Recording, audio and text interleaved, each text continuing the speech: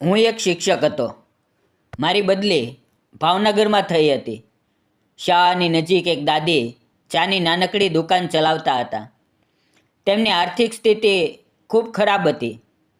તેમની એક પૌત્રી હતી જે ખૂબ સુંદર દેખાતી હતી. દાદી બીમાર પડી ગયા, તેથી તે પૌત્રી ચાની ટપરી પર આવવા લાગી અને બધું કામ સંભાળવા લાગી. હું ઘણીવાર ત્યાં ચા પીવા જતો હતો અને ધીમે ધીમે અમારી નજરો એકબીજા સાથે મળવા લાગી. એક દિવસ તે મારા રૂમ પર ખાવાનું આપવા આવી. રાત ઘણી થઈ ગઈ હતી અને પછી તો નમસ્કાર મિત્રો, ફરી સ્વાગત છે તમારું એક નવી વાર્તાની અંદર. મારું નામ સુશાંત છે. હું મૂળ રૂપે રાજકોટનો રહેવાસી છું. હું પ્રોફેશનથી શિક્ષક છું અને મારી ઉંમર 29 વર્ષની છે. મારા પરિવારની આર્થિક સ્થિતિ ખૂબ ગરીબ હતી.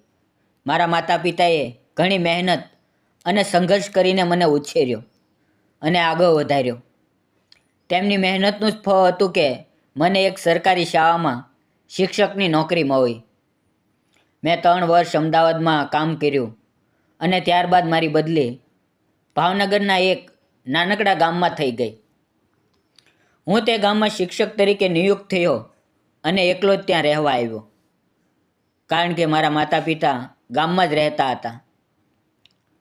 અમારા ગામમાં થોડીક જમીન હતી, તેથી તેમનું ત્યાંથી આવવું શક્ય નહોતું.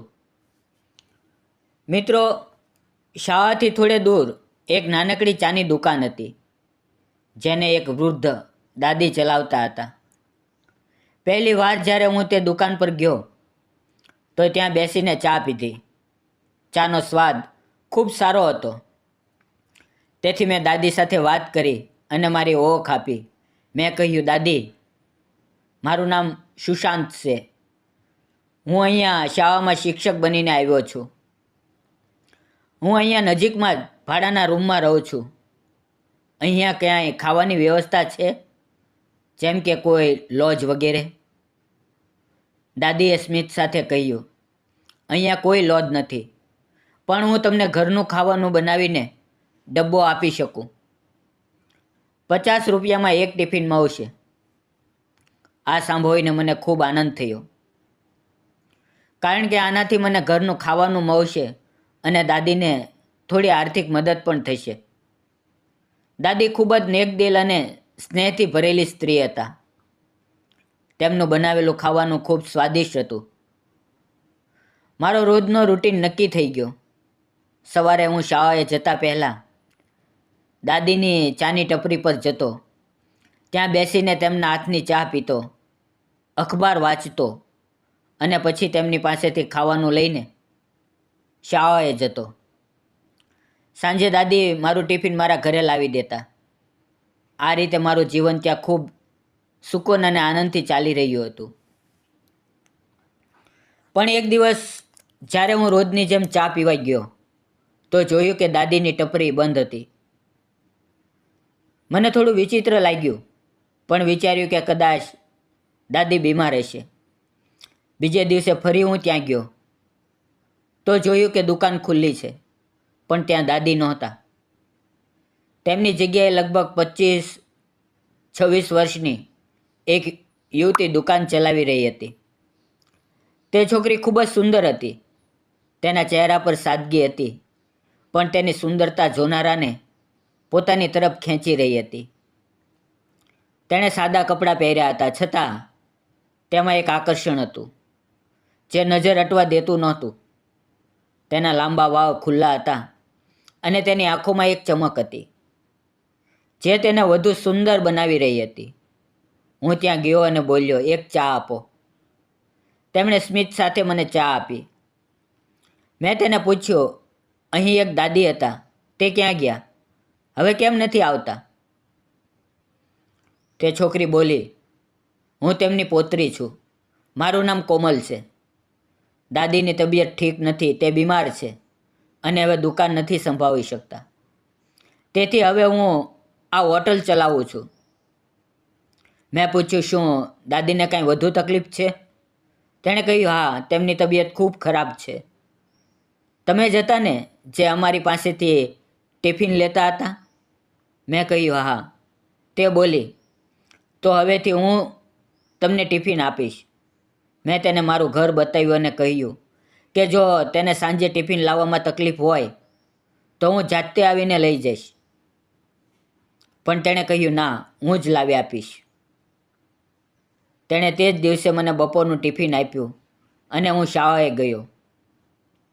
તે દિવસે ભણાવતી વખતે મારું મન અભ્યાસમાં લાગતું નહોતું. મારા મગજમાં ફક્ત તે જ છોકરી ફરી રહી હતી જે આટલી નાની ઉંમરે પોતાના પરિવારની જવાબદારી ઉપાડી રહી હતી. તેની મહેનત અને હિંમતે મને અંદર સુધી પ્રભાવિત કર્યો હતો. સાંજે મેં જાતે તે હોટલ પર જઈને તેને કહ્યું, મારે તમારા દાદીને મળવું છે. તેણે હોટલ બંધ કરી અને અમે બંને સાથે ચાલતા ચાલતા તેના ઘરે પહોંચ્યા. રસ્તામાં અમે વાતો કરી અને મને તેની સાદગી અને સ્વભાવ ખૂબ ગમ્યા. જ્યારે અમે ઘરે પહોંચ્યા તો જોયું કે તેના દાદી બિસ્તરે પડ્યા હતા. તે ખૂબ નબળા લાગી રહ્યા હતા. તેમને તીવ્ર તાવ હતો. મેં પૂછ્યું કે શું તેમણે ડૉક્ટરને બતાવ્યું છે? તો કોમલે કહ્યું કે ના, પૈસા ન હોવાને કારણે તે તેમને હોસ્પિટલ નથી લઈ જઈ શકી. આ સાંભળીને મને ખૂબ દુઃખ થયું. મેં તરત જ એક રિક્ષા બોલાવી, દાદીને તેમાં બેસાડ્યા અને તેમને હોસ્પિટલ ડૉક્ટરને બતાવ્યું. હવે ડૉક્ટરે તેમની સારવાર શરૂ કરી અને થોડા કલાકમાં તેમની હાલત સુધારો થવા લાગ્યો. તે દિવસનો બધો ખર્ચ મેં જાતે ઉપાડ્યો કારણ કે મને ખબર હતી કે તે ખૂબ ગરીબ છે. દાદીની આંખોમાં આંસુ હતા. તેમણે મારો હાથ પકડીને કહ્યું, બેટા આજે તે જે કર્યું તે હું ક્યારેય નહીં ભૂલું. તે ક્ષણે મને એવું લાગ્યું જાણે મેં મારા માતા પિતાની સેવા કરી હોય.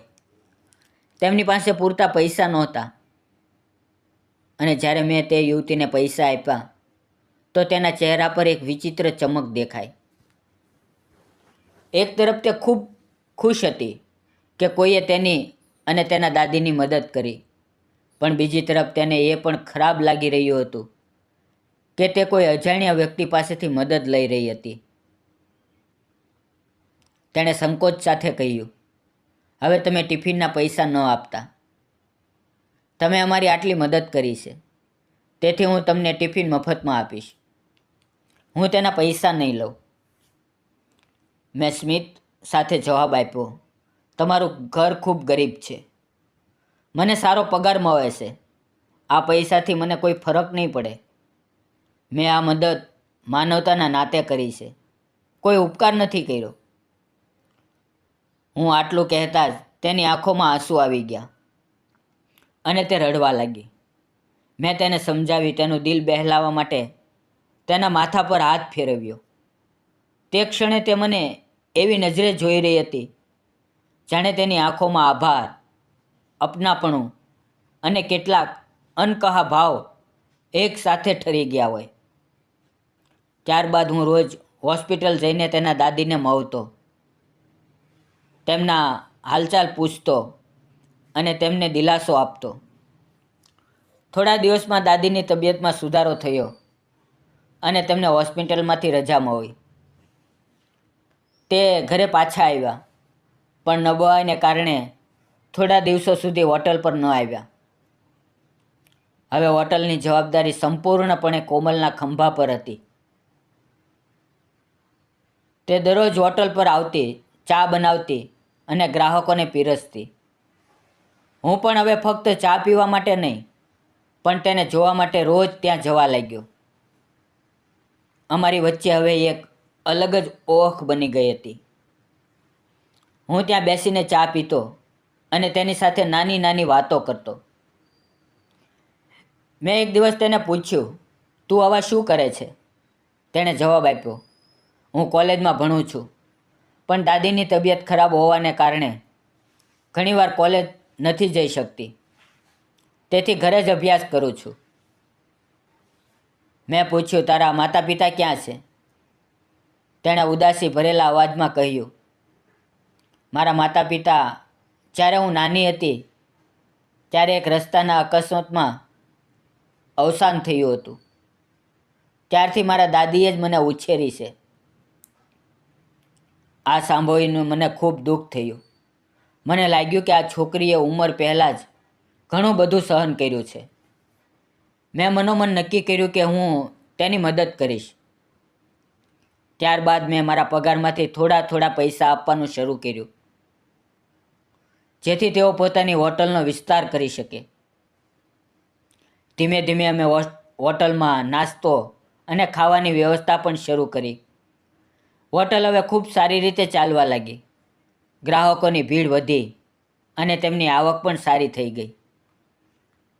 કોમલમાં ખૂબ સારા સંસ્કાર હતા. તે ખૂબ નમ્ર, મહેનતુ અને ગુણવાન હતી. સાંજે તે મારા ઘર પર ખાવાનું ટિફિન લાવવા લાગી. એક દિવસ મેં તેને કહ્યું, તું કોલેજ નથી જઈ શકતી, તેથી અભ્યાસમાં તકલીફ થતી હશે. જો તું ઈચ્છે તો તું મારી પાસે આવીને અભ્યાસ કરી શકા છો. હું તને બધું સમજાવી દઈશ. તેણે સ્મિત સાથે કહ્યું, ઠીક છે. તેણે ગણિતમાં થોડી તકલીફ થતી હતી, કારણ કે ઘરે ભણતી વખતે કોઈ સમજાવનારું નહોતું. તે રોજ સાંજે ખાવાનું લાવતી અને થોડીવાર પછી અમે સાથે બેસીને અભ્યાસ કરતા. હવે ધીમે ધીમે અમારી વચ્ચે એક મધુર સંબંધ બનવા લાગ્યો. મને તેનો સાથ ગમવા લાગ્યો. તેની સાદગી, તેનો સ્વભાવ અને તેની વાતો મને અંદર સુધી સ્પર્શવા લાગી. તે ફક્ત સુંદર જ નહોતી, પણ ખૂબ સમજદાર પણ હતી. તેની પરીક્ષાઓ નજીક હતી, તેથી તે રજાના દિવસોમાં પણ મારી પાસે આવીને અભ્યાસ કરવા લાગી. હું પણ તેને પૂરા દિલથી ભણાવતો અને તેની મહેનત જોઈને ગર્વ અનુભવતો. પણ આ દરમિયાન અમારી આંખો ઘણીવાર મોવી અને ન જાણે ક્યારે અમારી વચ્ચે એક અનકહ્યો સંબંધ વધવા લાગ્યો. એક દિવસ સાંજે જ્યારે તે મારા ઘરે ટિફિન લઈને આવી અને અમે અભ્યાસ કરી રહ્યા હતા, ત્યારે અચાનક અમારી નજરો એકબીજા સાથે મોવી. તે સમયે, તે ક્ષણે એવું લાગ્યું જાણે સમય થંભી ગયો હોય. અમે બંને કંઈ બોલી ન શીખ્યા. ન જાણે કેવી રીતે તેણે ઝટકામાં મને ગળે લગાવી લીધો અને હું પણ તેને મારી બાહોમાં ભરી લીધું. થોડી ક્ષણો માટે અમે બંને તે આલિંગનમાં ખોવાઈ ગયા. પછી જાણે હોશ આવ્યો, અમે અલગ થયા. પણ તે ક્ષણે કંઈક બદલાઈ ગયું હતું. અમારી નજરોમાં હવે તે અપનાપણું અને આકર્ષણ ખુલીને ઝળકી રહ્યું હતું. ત્યારબાદ અમારી વચ્ચે નિકટતા વધી. અમે એકબીજાને ધીમે ધીમે અનુભવવા લાગ્યા. તે દિવસથી અમારી વચ્ચે એક ગાઢ સંબંધ બની ગયો. અમારા દિલોએ એકબીજા માટે ધડકવાનું શરૂ કર્યું. હવે તે રોજ આવતી, અભ્યાસ કરતી અને અમે એકબીજા સાથે ખૂબ ખુલીને વાતો કરતા. તેની સાથે સમય વિતાવવો હવે મારા દિલનો સૌથી સુંદર ભાગ બની ગયો હતો. તેની પરીક્ષાના દિવસો આવ્યા અને તેણે પૂરી મહેનતથી પરીક્ષા આપી. તેના બધા પેપર સારા ગયા અને તે સારા ગુણથી પાસ થઈ. દાદીની તબિયત પણ હવે પહેલાં કરતાં સારી થઈ ગઈ હતી. તેઓ ક્યારેક હોટલ પર આવવા લાગ્યા. હું પણ રોજ ત્યાં ચા પીવા જતો અને કોમલ મને જોતી. તેની આંખોમાં હળવું સ્મિત આવી જતું. દાદી ઉંમરે મોટા હતા, તેથી પહેલાં તેમને કંઈ સમજાયું નહીં, પણ ધીમે ધીમે તેમને પણ અમારી વચ્ચેનો લગાવ અનુભવી લીધો. તે પણ સમજી ગયા કે હવે તેમના ઘરની તે પૌત્રી એકલી નથી. તેના જીવનમાં કોઈ એવું આવ્યું છે જે તેના સુખ દુઃખનો સાથી બની ગયો છે. એક દિવસ મેં કોમલને ફિલ્મ બતાવવા માટે કહ્યું. તે થોડી હિચકિચાઈ, પણ પછી તૈયાર થઈ ગઈ. અમે બંને સિનેમા જોવા ગયા અને તે સાંજ અમારા જીવનની સૌથી યાદગાર સાંજ બની ગઈ. અમે બંને એકબીજાનો હાથ પકડી રાખ્યો હતો અને સિનેમા જોઈ રહ્યા હતા. ફિલ્મ ખૂબ સારી હતી.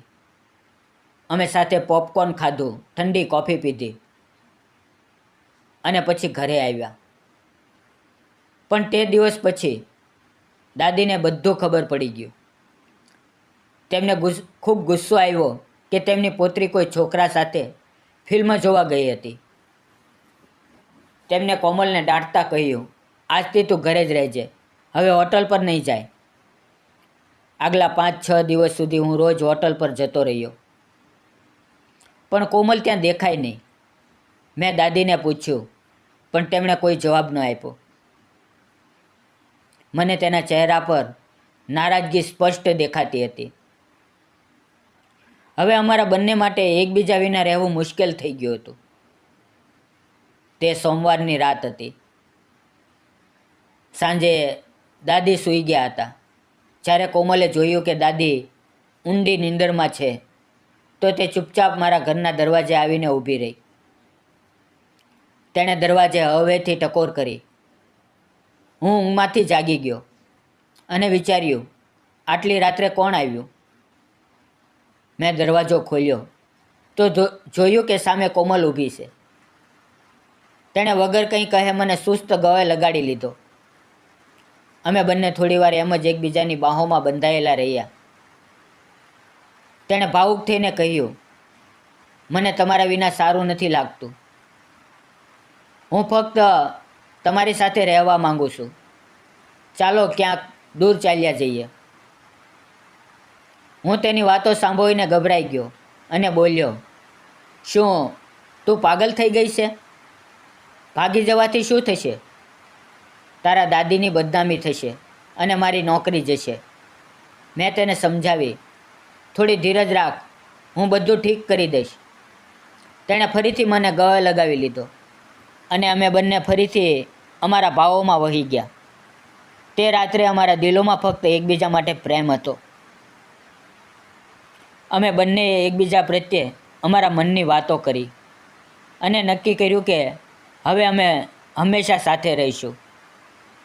મોડી રાત્રે હું તેને તેના ઘર સુધી છોડી આવ્યો, જેથી દાદીને કંઈ ખબર ન પડે. બીજે દિવસે સવારે હું દાદીના ઘરે પહોંચ્યો. મેં કહ્યું, દાદી આજે મારે તમારી સાથે એક જરૂરી વાત કરવી છે. દાદી બોલ્યા, બોલો ગુરુજી, શું વાત છે? મેં હિંમત એકઠી કરીને કહ્યું, દાદી, મને તમારી પોતરી ખૂબ ગમે છે. હું તેની સાથે લગ્ન કરવા માંગુ છું, જો તમને કોઈ વાંધો ન હોય તો. મારી વાત સાંભળીને દાદી થોડીક ક્ષણો માટે ચૂપ રહ્યા. પછી તેના ચહેરા પર સ્મિત ફેલાયું. તેમણે કહ્યું, મને પહેલેથી જ બધું ખબર હતી. હું જાણતી હતી કે તમારી વચ્ચે સાચો સ્નેહ છે, પણ ચોરી છુપી મળવું ઠીક નહોતું. જો તું ખરેખર તેને સુખી રાખી શકા, તેની જવાબદારી ઉપાડી શકા, તો મને કોઈ વાંધો નથી. કારણ કે આ દુનિયામાં હવે તેનો હું જ એક સહારો છું. જો તું સાચે જ તેની સંભાળ રાખીશ, તો હું તરત જ તમારા લગ્ન કરાવવા તૈયાર છું. આ બધું સાંભળતી વખતે કોમલ દિવાલની પાછળથી અમારી વાતો સાંભળી રહી હતી. તેના ચહેરા પર ખુશી અને રાહત સ્પષ્ટ દેખાતી હતી. તે દોડતી આવી પોતાના દાદીને વળગીને રડવા લાગી. દાદીએ તેને ઉઠાવી અને તેના માથા પર હાથ ફેરવીને આશીર્વાદ આપ્યા. મેં અને કોમલે દાદીના પગે લાગીને તેમના આશીર્વાદ લીધા. પછી મેં મારા માતા પિતા સાથે વાત કરી અને અમારા લગ્ન ધામધૂમથી થયા. આજે અમે ભાવનગર એક નાનકડા ગામના ઘરમાં સાથે રહીએ છીએ. અમારી સાથે દાદી પણ રહે છે. જ્યારે રજાઓ હોય છે ત્યારે અમે બંને મારા માતા પિતાને મળવા ગામ જઈએ છીએ. હવે દાદી અમારી ખૂબ સંભાળ રાખે છે અને ઘરમાં હંમેશા સ્નેહ અને શાંતિનું વાતાવરણ રહે છે. મને જીવનમાં કોમલ જેવી પત્ની મળી, જે ફક્ત સુંદર જ નથી, પણ સંસ્કારી, સમજદાર અને પ્રેમથી ભરેલી છે. હવે મારું જીવન ખુશી અને સંતોષથી ભરેલું છે. મિત્રો, આ વાર્તામાંથી આપણને એ શીખ મળે છે કે દરેક માણસની પાછળ એક સંઘર્ષની વાર્તા છુપાયેલી હોય છે. કોમલ અને તેના દાદી ગરીબીમાં જીવન જીવી રહ્યા હતા, પણ તેમના દિલ સોના જેવા હતા. સુશાંતે ફક્ત શિક્ષકની જેમ નહીં, પણ એક માણસ તરીકે માનવતા દેખાડી, અને તે જ માનવતામાંથી સાચા પ્રેમની શરૂઆત થઈ. મિત્રો, આપણે આ વાત ક્યારેય ન ભૂલવી કે કોઈની મદદ કરવી એ જ સૌથી મોટી માનવતા છે. જ્યારે તમે કોઈની સાચા દિલથી મદદ કરો છો તો તે સંબંધ ફક્ત ઉપકારનો નથી રહેતો, પરંતુ તેમાં પ્રેમ, વિશ્વાસ અને એક નવું જીવન જન્મ લે છે. દુનિયામાં સૌથી મોટો સંબંધ માનવતાનો છે, અને તેમાંથી સાચો પ્રેમ જન્મે છે. આજ આ વાર્તાનો સંદેશ છે. પ્રેમ ત્યાં જ ખીલે છે જ્યાં દિલોમાં દયા, સમજણ અને માનવતા જીવંત હોય. વિડીયો પૂરો જોવા બદલ આપ સૌ મિત્રોનો ખૂબ ખૂબ ધન્યવાદ. મિત્રો, આ વાર્તા ફક્ત કાલ્પનિક છે. તેનો કોઈ પણ વ્યક્તિ, જાતિ કે ધર્મ સાથે સંબંધ નથી. આ વાર્તા ફક્ત મનોરંજન અને શૈક્ષણિક ઉદ્દેશથી બનાવવામાં આવી હતી. ફરી મળશું મિત્રો આવતીકાલે એક નવા વિડીયોમાં. ત્યાં સુધી આવજો. તમારું ધ્યાન રાખો. ધન્યવાદ મિત્રો.